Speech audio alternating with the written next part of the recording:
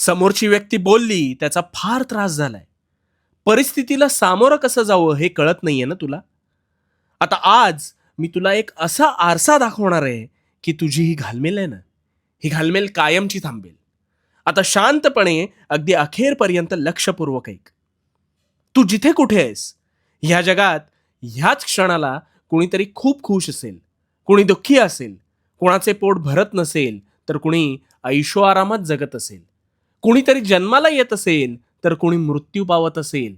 ह्या परिस्थितीत तू काही बदल करू शकतोस का रे? नाही ना?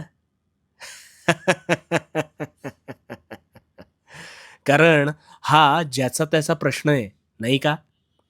मग कोणीतरी तुला बोललं आणि मग तू तेच मनात गिरवणं, ह्याने तुझे प्रश्न सुटणार आहेत का? त्याने समोरच्याला काहीच फरक पडणार नाही. त्याने परिस्थिती बदलणार नाही. मग तू का स्वतःला त्रास करून घेतोयस? का स्वतःचा अमूल्य वेळ नको त्या विचारात घालवतोयस? तुझं कसं आहे माहिती आहे का? तू ना भरलेल्या समुद्रात दगड मारतोस आणि मग पाणी का कमी जास्त होत नाही ह्याचा विचार करतोस. पण खरं तर तुझ्या दगड मारण्याने ह्या विशाल समुद्रात काहीच फरक पडणार नाही. वेळ तुझाच जाणार.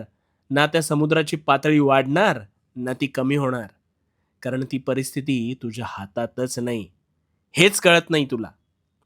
तसंच तुझ्या नाहक तळमळीने जगाची मानसिकता बदलणार नाही. मग तू का स्वतःला मानसिक त्रास करून घेतोस? अरे प्रत्येक जण हा स्वतःच्या सोयीने चालणार, स्वतःच्या सोयीने बोलणार, ऐकणार, हवं नको ते करणार. कारण हा ज्याचा त्याचा परिस्थितीनुसार घडलेला स्वभाव आहे.